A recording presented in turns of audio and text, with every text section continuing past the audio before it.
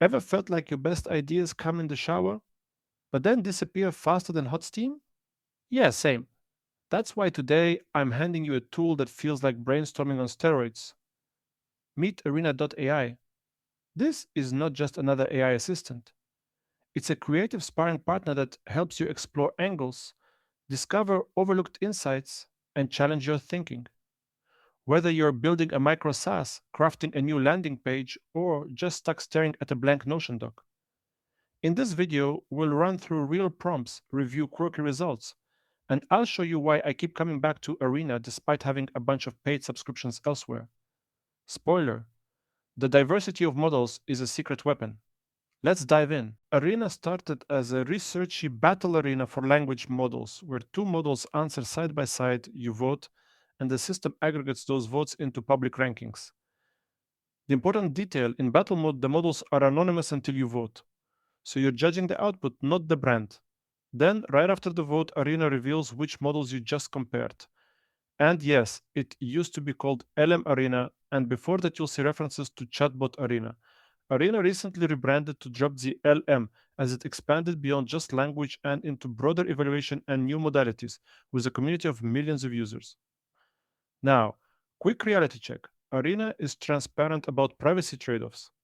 Inputs are processed by third party AI providers.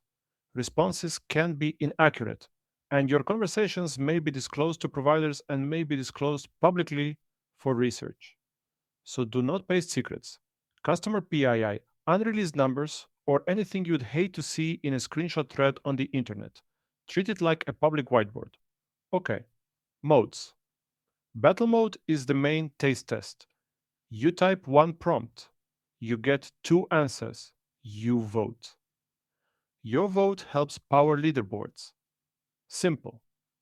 Side by side mode is for when you don't want randomness. You pick the models yourself and compare their outputs. Arena says votes in side by side don't count toward the public leaderboard, but your prompts are still useful research data. Direct mode is for when you just want to talk to one specific model. No voting, no comparisons. And there are some quality of life features too. For example, Arena has a model selection menu in direct and side by side where models are ordered by rank and can be filtered by modality. Icons indicate what each model supports. Also, you can browse without an account. But the Help Center says creating an account gives you higher rate limits, saved chat history across devices, and access to features that require login like Video Arena. Now, here's my personal angle. I have multiple paid AI subscriptions, but I like Arena.ai for getting different perspectives and idea generation. If you're a beginner, this is a cheat code. You don't just use AI, you learn which AI you like for which kind of thinking, and you learn model names that fit niche tasks beyond the well known ones.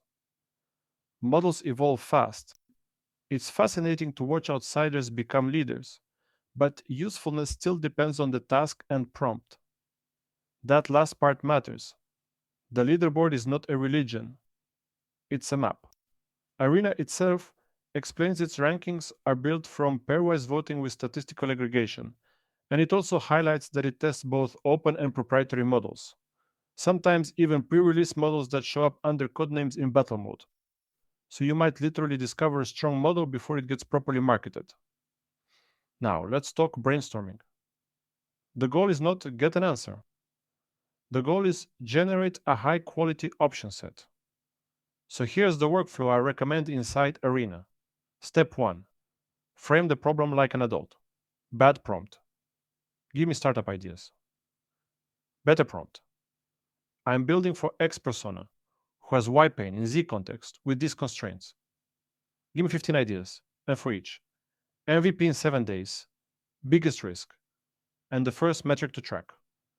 When you do that, you're telling the model what good looks like. You're also making it easier to compare two models fairly because you gave them a clear spec. Step 2: run divergent thinking, then convergent thinking. Don't mix them. Divergent mode is when we generate lots of options with no judgment. Convergent mode is when we evaluate, prune, combine, and pick. If you critique too early, you kill the weird ideas, which are often the only ones worth building. Step 3. Use frameworks to force the models out of autopilot. Let's say you already have a decent idea, but it's not different enough. Run Scamper. It's basically a structured mutation engine. Substitute, combine, adapt, modify, put to another use, eliminate, reverse. I love Scamper in Arena because you can ask two models to run it and see who produces more interesting mutations. Another one, reverse brainstorming. Instead of how do we succeed, you ask how do we guarantee failure, generate terrible ideas, then flip them into solutions. It sounds ridiculous, but it's incredibly effective at surfacing hidden failure modes, especially for SaaS onboarding and pricing. Six thinking hats is also great when you're stuck in one mental lane. Facts, feelings, risks, benefits, creativity, and process. It forces full coverage. And if you want raw volume, brainwriting, specifically the 6-3-5 method, is a structured way to generate a lot of ideas fast, and it's explicitly designed to avoid domination by the loudest voice.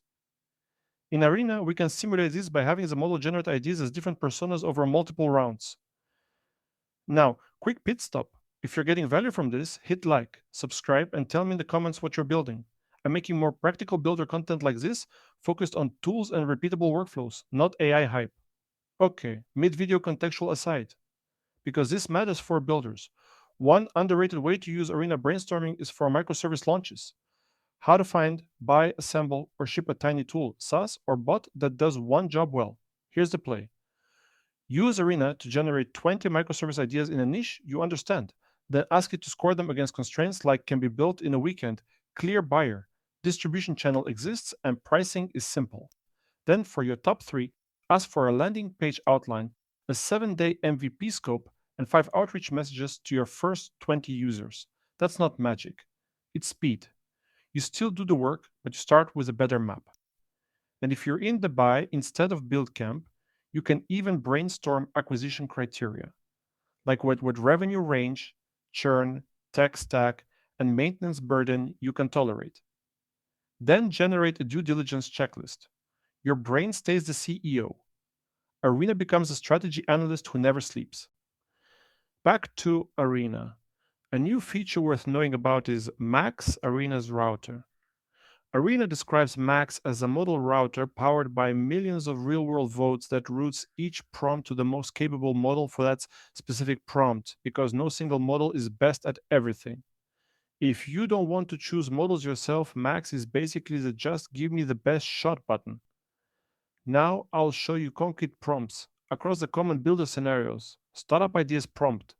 You are my startup ideation partner. Target user. Solo founders building digital products. Problem. They failed to validate distribution early. Constraints. $0 ad spend. 2 hours/day. Ship in 14 days. Generate 15 startup ideas. For each concept, why now, MVP scope, first channel to test, and biggest risk. Product features prompt. My SaaS helps remote teams do incident postmortems. Give 12 feature ideas that increase retention. Then rank them by retention impact vs engineering complexity. Include quick win, strategic bet, and risky experiment. Marketing prompt, act like a pragmatic growth lead. Product, a tiny analytics tool for indie builders. Audience, makers on X and Reddit. I can write and ship fast but hate long video editing. Propose 15 experiments. Hook, asset needed, channel, success metric. Naming prompt, generate 30 names for a tool that turns messy notes into structured action plans. Requirements, short, pronounceable, not cringe, no obvious trademark bait. Group by vibe, pick top 5, and write taglines. UI/U X prompt, you are a UX designer. Design an onboarding flow for a mobile app that pairs accountability buddies. Provide 3 competing flows, minimal friction, high trust, playful. For each, screens, copy tone, and what to test. MVP planning prompt. Turn this into a 14-day MVP plan. AI assistant that drafts outreach messages for agencies. Output, assumptions, MVP scope. build steps, analytics events, pricing hypothesis, and the simplest way to get first 10 users. Validation prompt: be brutally skeptical. Here's the idea: age and KYC gate for restricted goods. List 10 ways it fails. Then write mitigations. Then propose 3 low cost tests I can run this week with pass/fail thresholds. Now, the meta skill inside Arena is this: you don't just ask once, you iterate. Round 1: generate a lot. Round 2: ask models to cluster the ideas into themes and name the themes. Round 3: ask for a ranking using explicit criteria. Round 4: ask for execution steps and test plans. That rhythm, diverge, then converge, is classic brainstorming discipline, and it prevents AI gave me 100 ideas, now I'm paralyzed. Next, how to avoid getting fooled. Arena itself warns that AI outputs may be inaccurate, and that's not legal fine print. It's operational reality. More broadly, major risk guidance like NIST explicitly discusses generative AI confabulation, also called hallucinations, confident but false outputs. Treat anything that smells like a fact. Numbers, citations, legal claims, studies show as untrusted until you verify. A simple anti hallucination checklist you can run in Arena. Ask the model, list your assumptions. Ask, what would falsify this? Ask, what are 3 alternative explanations? Ask, what data would you need to be confident? Then go verify in the real world. And yes, models evolve fast, and we're watching that in real time.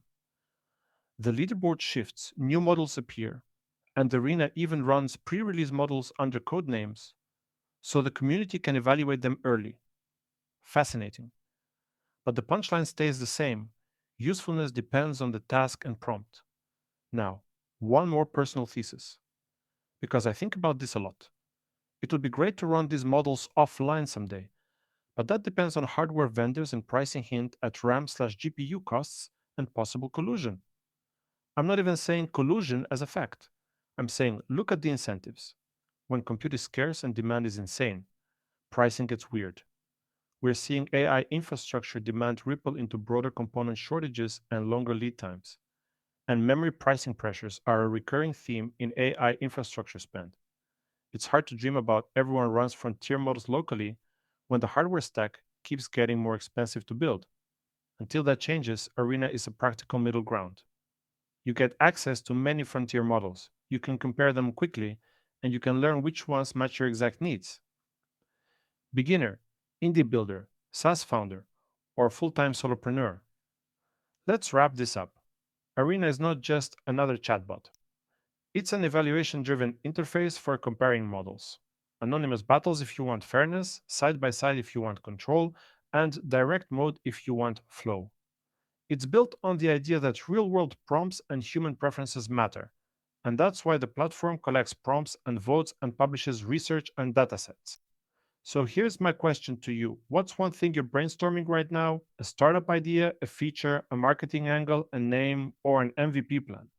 And which 2 models would you put into a head to head battle to stress test it?